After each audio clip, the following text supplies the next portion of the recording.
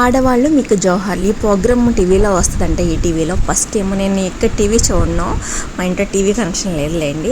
Already నాకు ఒక one of the my friend వాళ్ళ వాట్సాప్లో ఈ లింక్ అయితే దొరికింది, నేను యాడ్ అయ్యాను.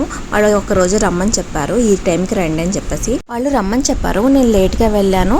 అప్పటికి నేను వెళ్ళిన టైంకి అప్పటికి ఎవరు రాలేదు ఆ బ్యాచ్ వాళ్ళు. ఒక్కొక్క బ్యాచ్కి ఒక్కొక్క టైంలో షూటింగ్ అయితే జరుగుతుందంట. వాళ్ళు 5కి చెప్తే 7:30కి అయితే షూటింగ్ జరుగుతుంది. ఆల్రెడీ వేరే బ్యాచ్లో ఉంటే వాళ్ళు నన్ను అలౌ చేయలేదు అనమాట. ఆల్రెడీ వీళ్ళు 2-3 అవర్స్ నుంచి వెయిట్ చేస్తున్నారని చెప్పేసి బాగా రెడీ అయ్యి రండి అని చెప్పారు.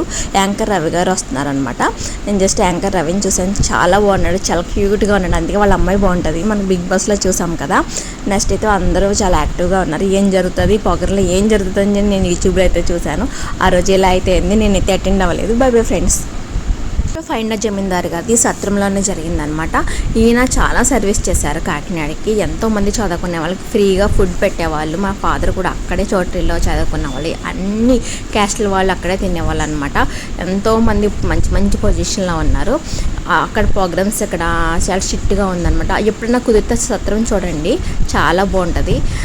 అందుకే నేను కొంచెం లెంతీగా ఉన్నా అది కూడా యాడ్ చేశాను అనమాట. నాకు చాలా బాగా అనిపించింది. నేను అంతసేపు వెయిట్ చేయలేక నేను ప్రోగ్రాంలో అయితే పార్టిసిపేట్ చేయలేదు, నేను రిటర్న్ అయితే వచ్చేసాను.